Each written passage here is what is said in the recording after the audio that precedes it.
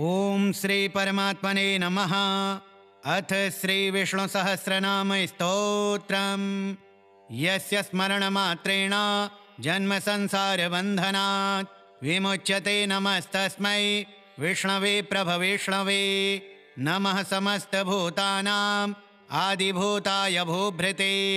अनेकरूपरूपाय विष्णवे प्रभविष्णवे। वैशम्पायन उवाच श्रुत्वा धर्मान् शेषेण पावनानि च सर्वशः युधिष्ठिरः शान्तनवं पुनरेवाभ्यभाषत। युधिष्ठिर उवाच किमेकं दैवतं लोके किं वाप्येकं परायणं स्तुवन्तः कं कमर्चन्तः प्राप्नुयुर्मानवः शुभं। को धर्मः सर्वधर्माणां भवतः परमो मतः किं जपन्मुच्यते जन्तुर्जन्म संसार बन्धनात्। भीष्म उवाच जगत्प्रभुं देवदेवम् अनन्तं पुरुषोत्तमं स्तुवन्नाम सहस्रेण पुरुषः सततोत्थितः तमेव चार्चयन् नित्यं भक्त्या पुरुषमव्ययं ध्यायन् स्तुवन्नमस्यश्च यजमानस्तमेव च। अनादिनिधनं विष्णुं सर्वलोकमहेश्वरं लोकाध्यक्षं स्तुवन्नित्यं सर्वदुःखातिगो भवेत्। ब्रह्मण्यं सर्वधर्मज्ञं लोकानां कीर्तिवर्धनं लोकनाथं महद्भूतं सर्वभूतभवोद्भवम्। एष मे सर्वधर्माणां धर्मोऽधिकतमो मतः यद्भक्त्या पुण्डरीकाक्षं स्तवैरर्चेन्नरः सदा। परमं यो महत्तेजः परमं यो महत्तपः परमं यो महद्ब्रह्मा परमं यः परायणं पवित्राणां पवित्रं यो मङ्गलानां च मङ्गलं दैवतं देवतानां च भूतानां यो व्ययः पिता यतः सर्वाणि भूतानि भवन्त्यादियुगागमे यस्मिंश्च प्रलयं यान्ति पुनरेव युगक्षये तस्य लोकप्रधानस्य जगन्नाथस्य भूपते विष्णोर्नाम सहस्रं मे शृणु पापभयापहं। यानि नामानि गौणानि विख्यातानि महात्मनः ऋषिभिः परिगीतानि तानि वक्ष्यामि भूतये। ॐ विश्वं विष्णुर्वषट्कारो भूतभव्यभवत्प्रभुः भूतकृद्भूतभृद्भावो भूतात्मा भूतभावनः भूतात्मा परमात्मा च मुक्तानां परमागतिः अव्ययः पुरुषः साक्षी क्षेत्रज्ञोऽक्षर एव च योगो योगविदां नेता प्रधानपुरुषेश्वरः नारसिंहवपुः श्रीमान् केशवः पुरुषोत्तमः सर्वः शर्वः शिवस्ताणुर्भूतादिर्निधिरव्ययः सम्भवो भावनो भर्ता प्रभवः प्रभुरीश्वरः स्वयंभूः शम्भुरादित्यः पुष्कराक्षो महास्वनः अनादिनिधनो धाता विधाता धातुरोत्तमः अप्रमेयो हृषीकेशः पद्मनाभो मरप्रभुः विश्वकर्मा मनुस्त्वष्टा स्थविष्ठः स्थविरो ध्रुवः अग्राह्यः शाश्वतः कृष्णो लोहिताक्षः प्रतर्दनः प्रभूतस्त्रिककुब्धाम पवित्रं मङ्गलं परम् ईशानः प्राणदः प्राणो ज्येष्ठः श्रेष्ठः प्रजापतिः हिरण्यगर्भो भूगर्भो माधवो मधुसूदनः ईश्वरो विक्रमी धन्वी मेधावी विक्रमः क्रमः अनुत्तमो दुराधर्षः कृतज्ञः कृतिरात्मवान् सुरेशः शरणं शर्मा विश्वरेताः प्रजाभवः अह संवत्सरो व्यालः प्रत्ययः सर्वदर्शनः अजः सर्वेश्वरः सिद्धः सिद्धि सर्वादिरच्युतः वृषाकपिरमेयात्मा सर्वयोगविनिःसृतः वसुरवसुमनाः सत्यः समात्मा संवितः समः अमोघः पुण्डरीकाक्षो वृषकर्मा वृषाकृतिः रुद्रो बहुशिरा बभ्रुर्विश्वयोनिः शुचिस्रवाः अमृतः शाश्वतः स्थाणुर्वरारोहो महातपाः सर्वगः सर्वविद्भानुर्विश्वक्सेनो जनार्दनः वेदो वेदविदव्यङ्गो वेदाङ्गो वेदवित्कविः लोकाध्यक्षः सुराध्यक्षो धर्माध्यक्षः कृताकृतः चतुरात्मा चतुर्व्यूहः चतुर्दंष्टश्चतुर्भुजः भ्राजिष्णुर्भोजनं भोक्ता सहिष्णुर्जगदादिजः अनघो विजयो जेता विश्वयोनिः पुनर्वसुः उपेन्द्रो वामनः प्रांशुरमोघः शुचिरोर्जितः अतीन्द्रः संग्रहः सर्गो धृतात्मा नियमो यमः वेद्यो वैद्यः सदा योगी वीरः माधवो मधुः अतीन्द्रियो महामायो महोत्साहो महाबलः महाबुद्धिर्महावीर्यो महाशक्तिर्महाद्युतिः अनिर्देश्य वपुः श्रीमान् मेयात्मा महादृधृक् महीश्वासो महीभर्ता श्रीनिवासः सतां गतिः अनिरुद्धः सुरानन्दो गोविन्दो गोविदाम्पतिः मरीचिर्दमनो हंसः सुपर्णो भुजगोत्तमः हिरण्यनाभः सुतपाः पद्मनाभः प्रजापतिः अमृत्युः सर्वदृक्सिंहः सन्धाता सन्धिमा स्थिरः अजो दुर्मर्षणः शास्ता विश्रुतात्मा सुरारिः गुरुर्गुरुतमो धाम सत्यः सत्यपराक्रमः निमिषो निमिषहस्रग्वी वाचस्पतिरुदारधीः अग्रणीर्ग्रामणीः श्रीमान् न्यायो नेता समीरणः सहस्रमूर्धा विश्वात्मा सहस्राक्षः सहस्रपात् आवर्तनो निवृत्तात्मा संवृतः संप्रमर्दनः अह संवर्तको वह्निरनिलो धरणीधरः सुप्रसादः प्रसन्नात्मा विश्वधृग्विश्वभुग्विभुः सत्कर्ता सत्कृतः साधुर्जह्नुर्नारायणो नरः असंख्येयो प्रमेयात्मा विशिष्टः शिष्टकृच्छुचिः सिद्धार्थः सिद्धसंकल्पः सिद्धिदः सिद्धिसाधनः वृषाहि वृषभो विष्णुर्वृषपर्वा वृषोदरः वर्धनो वर्धमानश्च विविक्तः श्रुतिसागरः सुभुजो दुर्धरो वाग्मी महेन्द्रो वसुधो वसुः नैकरूपो बृहद्रूपः क्षिपिविष्टः प्रकाशनः ओजस्तेजोद्युतिधरः प्रकाशात्मा प्रतापनः ऋद्धः स्पष्टाक्षरो मन्त्रश्चन्द्रांशुर्भास्करद्युतिः अमृतांशोद्भवो भानुः शशबिन्दुः सुरेश्वरः औषधं जगतः सेतुः सत्यधर्मपराक्रमः भूतभव्यभवन्नाथः पवनः पावनो नलः कामः कामकृत्कान्तः कामः कामप्रदः प्रभुः युगादिकृद्युगावर्तो नैकमायो महाशनः अदृश्यो व्यक्तरूपश्च सहस्रजिदनन्तजेत् इष्टो विशिष्टः शिष्टेष्टः शिखण्डी नहुषो वृषः क्रोधः क्रोधकृत्कर्ता विश्वबाहुर्महीधरः अच्युतः प्रथितः प्राणः प्राणदो वासवानुजः अपां निधिरधिष्ठानमप्रमत्तः प्रतिष्ठितः स्कन्दः स्कन्दधरो धुर्यो वरदो वायुवाहनः वासुदेवो बृहद्भानुरादिदेवः पुरन्दरः अशोकस्तारणस्तारः शूरः शौरिरजनेश्वरः अनुकूलः शतावर्तः पद्मी पद्मनिभीक्षणः पद्मनाभोरविन्दाक्षः पद्मगर्भः शरीरभृत् महरिद्धिर्रिद्धो वृद्धात्मा महाक्षो गरुडध्वजः अतुलः शरभो भीमः समयज्ञो हविर्हरिः सर्वलक्षणलक्षण्यो लक्ष्मीवान् समितिञ्जयः वीक्षरो रोहितो मार्गो हेतुर्दामोदरः सः महीधरो महाभागो वेगवानमिताशनः उद्भवः शोभणो देवः श्रीगर्भः परमेश्वरः करणं कारणं कर्ता विकर्ता गहनो गुहा व्यवसायो व्यवस्थानः संस्थानः स्थानदो ध्रुवः पररिद्धि परमस्पष्टस्तुष्टः पुष्टः शुभीक्षणः रामो विरामो विरजो मार्गो नेयो नयो नयः वीरः शक्तिमतां श्रेष्ठो धर्मो धर्मविदुत्तमः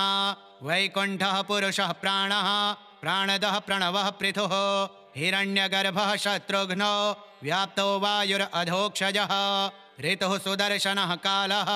परमेष्ठि परिग्रह उग्रः संवत्सरो दक्षो विश्रामो विश्वदक्षिणः विस्तारः स्थावरस्थाणुः प्रमाणं बीजमव्ययम् अर्थोऽनर्थो महाकोशो महाभोगो महाधनः अनिर्विण्णः स्थविष्ठो भूर्धर्मयूपो महामखः नक्षत्रनेमिरनक्षत्री शमः श्यामः समीहनः यज्ञयुज्यो महीज्यश्च क्रतुः सत्रं सतां गतिः सर्वदर्शी विमुक्तात्मा सर्वज्ञो ज्ञानमोत्तमं सुब्रतः सुमुखः सूक्ष्मः सुघोषः सुखदः सुरेत् मनोहरो जितक्रोधो वीरबाहुरविदारणः स्वापनः स्ववशो व्यापी नैकात्मा नैककर्मकृत् वत्सरो वत्सलो वत्सी रत्नगर्भो धनेश्वरः धर्मगुप्धर्मकृद्धर्मी सदसच्छरमक्षरम् अविज्ञाता सहस्रांशुर्विधाता कृतलक्षणः गभस्तिनेमिः सत्त्वस्थः सिंहो भूतमहेश्वरः आदिदेवो महादेवो देवेशो देवभृद्गुरुः उत्तरो गोपतिर्गोप्ता ज्ञानगम्यः पुरातनः शरीरभूतभृद्भोक्ता कपीन्द्रो भूरि दक्षिणः सोमपो मृतपः सोमः पुरुजित् पुरुषोत्तमः विनयो जयः सत्यसन्धो दाशार्ह सात्वतां पतिः जीवो विनयिता साक्षी मुकुन्दो मितविक्रमः अम्भो निधिरनन्तात्मा महोदधिशयोऽन्तकः अजो महार्ह स्वाभाव्यो जितामित्रः प्रमोदनः आनन्दो नन्दनो नन्दः सत्यधर्मा त्रिविक्रमः महर्षिः कपिलाचार्यः कृतज्ञो मेदिनीपतिः त्रिपदस्त्रिदशाध्यक्षो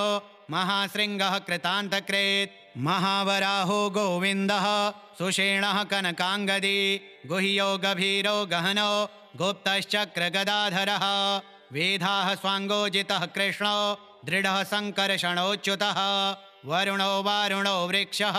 पुष्कराक्षो महामनाः भगवान् भगहानन्दी वनमाली हलायुधः आदित्यो ज्योतिरादित्यः सहिष्णुर्गतिसत्तमः सुधन्वाखण्डपरशुर्दारुणो द्रविणप्रदः दिवि स्पृक् सर्वदृग्व्यासो वाचस्पतिरयो निजः त्रिसामासामगः सामा निर्वाणं भेषजं भिषक् संन्यासकृच्छमः शान्तो निष्ठा शान्तिः परायणम् शुभाङ्गः शान्तिदः स्रष्टा कुमुदः कुवलेशयः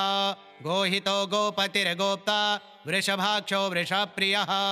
अनिवर्ति निवृत्तात्मा संक्षेप्ता क्षेमकृच्छिवः श्रीवत्सवक्षाः श्रीवासः श्रीपतिः श्रीमताम्बरः श्रीदः श्रीशः श्रीनिवासः श्रीनिधिः श्रीविभावनः श्रीधरः श्रीकरः श्रेयः श्रीमान् लोकत्रयाश्रयः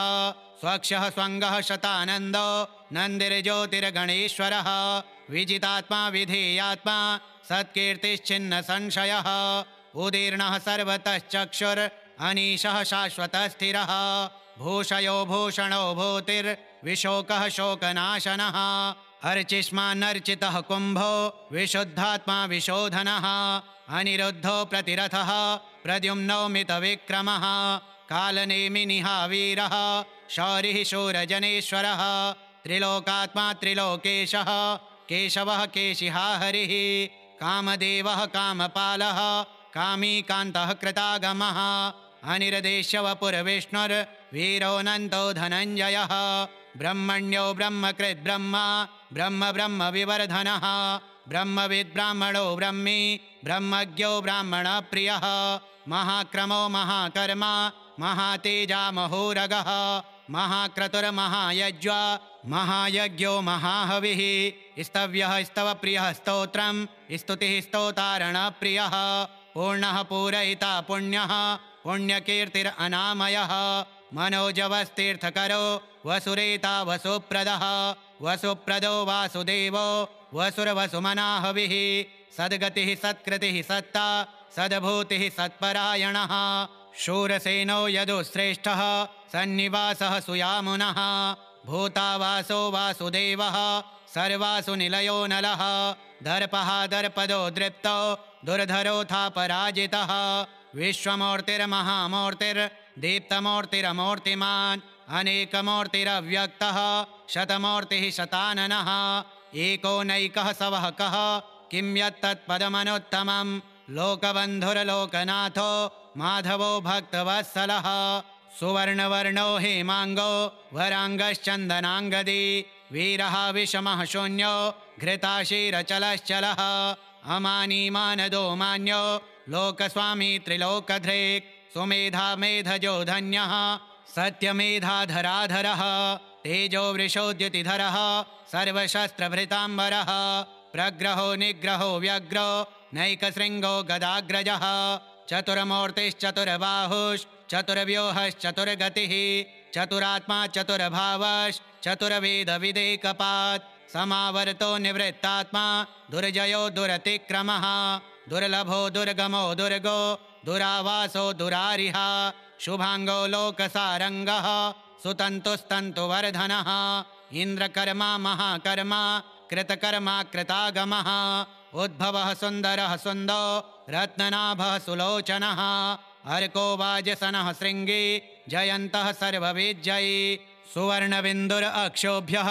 सर्ववागीश्वरेश्वरः महाह्रदो महागर्तो महाभूतो महानिधिः कुमुदः कुन्दरः कुन्दः पर्जन्यः पावनो नीलः अमृताशोऽमृतवपुः सर्वज्ञः सर्वतोमुखः सुलभः सुब्रतः सिद्धः शत्रुजिच्छत्रुतापनः न्यग्रोधोदुम्बरोऽश्वत्थश्चाणूरान्ध्रनिशोदनः सहस्रार्चिः सप्तजिह्वः सप्तैधाः सप्तवाहनः अमूर्तिरनघोचिन्त्यो भयकृद्भयनाशनः अणुर्बृहत्कृशः स्थूलो गुणभृन्निर्गुणो महान् अधृतः स्वधृतः स्वास्यः प्राग्वंशो वंशवर्धनः भारभृत्कथितो योगी योगीशः सर्वकामदः आश्रमः श्रमणः श्यामः सुपर्णो वायुवाहनः धनुर्धरो धनुर्वेदो दण्डो दमयिता दमः अपराजितः सर्वसहो नियन्ता नियमो यमः सत्त्ववान् सात्विकः सत्यः सत्यधर्मपरायणः अभिप्रायः प्रियार्होरः प्रियकृत्प्रीतिवर्धनः विहाय सगतिर्ज्योतिः सुरोचिरहुतभुग्विभुः रविर्विरोचनः सूर्यः सविता रविलोचनः अनन्तो हुतभुग्भोक्ता सुखदो नैकजोऽग्रजः अनिर्विण्णः सदा मर्षि लोकाधिष्ठानमद्भुतः सनातनतमः कपिलः कपिरप्ययः स्वस्तिदः स्वस्तिकृत् स्वस्ति स्वस्ति भुक् स्वस्ति दक्षिणः अरौद्रः कुण्डली चक्री विक्रम्योर्जितशासनः शब्दातिगः शब्दसः शिशिरः शर्वरीकरः अक्रूरः पेशलो दक्षो दक्षिणः शमिणाम्बरः विद्वत्तमो वीतभयः पुण्यश्रवणकीर्तनः उत्तारणो दुष्कृतिः पुण्यो दुःस्वप्ननाशनः वीरः रक्षणः सन्तो जीवनः पर्यवस्थितः अनन्तरूपोऽनन्तश्रीर्जितमन्युर्भयापः चतुरस्त्रो गभीरात्मा विदिशो व्यादिशो दिशः अनादिर्भूर्भुवो लक्ष्मीः सुवीरो रुचिराङ्गदः जननो जनजन्मादिर्भीमो भीमपराक्रमः आधारनिलयो धाता पुष्पहासः प्रजागरः ऊर्ध्वगः सत्पथाचारः प्राणदः प्रणवः पणः प्रमाणं प्राणनिलयः प्राणभृत् प्राणजीवनः तत्त्वं तत्त्वविदेकात्मा जन्म मृत्युजरातिगः भूर्भुवः स्वस्तरुस्तारः सविता प्रपितामहः यज्ञो यज्ञपतिर्यज्वा यज्ञाङ्गो यज्ञवाहनः यज्ञभृद्यज्ञकृद्यज्ञे यज्ञभुग्यज्ञसाधनः यज्ञान्तकृद्यज्ञगुह्य मन्नमन्नाद एव च आत्मयोनिः स्वयं जातो वैखानः सामगायनः देवकीनन्दनः स्रष्टा क्षितेशः पापनाशनः शङ्खवृन्नन्दके चक्रे शारङ्गधन्वा गदाधरः रथाङ्गपाणिरक्षोभ्यः सर्वप्रहरणायुधः सर्वप्रहरणायुध ॐ नम इतीदं कीर्तनीयस्य केशवस्य महात्मनः नाम्नां सहस्रं दिव्यानाम् अशेषेण प्रकीर्तितं य इदं शृणुयान्नित्यं यश्चापि परिकीर्तयेत् नाशुभं प्राप्नुयात् किञ्चित् सोमुत्रेह च मानवः वेदान्तगो ब्राह्मणः स्यात् क्षत्रियो विजयी भवेत् वैश्यो धनसमृद्धः स्यात् शूद्रः सुखमवाप्नुयात् धर्मार्थे प्राप्नुयात् धर्म मर्थार्थे चार्थमाप्नुयात् कामानवाप्नुयात् कामी प्रजार्थे प्राप्नुयात् प्रजां भक्तिमान्यः सदोत्थाय शुचिस्तद्गतमानसः सहस्रं वासुदेवस्य नाम्नामेतत् प्रकीर्तयेत् यशः प्राप्नोति विपुलं ज्ञातिप्राधान्यमेव च अचलां श्रियमाप्नोति श्रेयः प्राप्नोत्यनोत्तमं न भयं क्वचिदाप्नोति वीर्यं तेजश्च विन्दति भवत्यरोगो द्युतिमान् बलरूपगुणान्वितः रोगार्तो मुच्यते रोगात् बद्धो मुच्येत बन्धनात् भयान्मुच्येत भीतस्तु मुच्येतापन्न आपदः दुर्गाण्यतितरत्याशो पुरुषः पुरुषोत्तमं स्तुवन्नाम सहस्रेण नित्यं भक्तिसमन्वितः वासुदेवाश्रयो मर्त्यो वासुदेवपरायणः सर्वपापविशुद्धात्मा याति ब्रह्म सनातनं न वासुदेवभक्तानाम् अशुभं विद्यते क्वचित् जन्म मृत्युजरा व्याधि भयं नैवोपजायते इमं स्तवं मधीयानः श्रद्धा भक्तिसमन्वितः युज्येतात्मसुखक्षान्ति श्रीधृतिस्मृतिकीर्तिभिः न क्रोधो न च मात्सर्यं न लोभो नाशुभा मतिः भवन्ति कृतपुण्यानां भक्तानां पुरुषोत्तमे